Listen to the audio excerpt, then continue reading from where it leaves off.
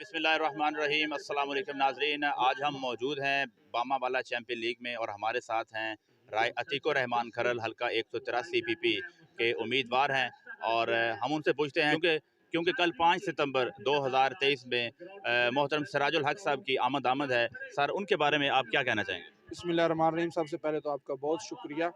इंशाल्लाह ताला कल मोहतरम सिराजुल हक साहब 9 बजे आलमोस्ट इंशाल्लाह ताला इस स्टेडियम के अंदर मौजूद होंगे फाइनल में BCL के। और इंशाल्लाह ताला बजरिया कुरा अंदाजी शायकीन में वो उमरा का टिकट भी वो इंशाल्लाह ताला देंगे।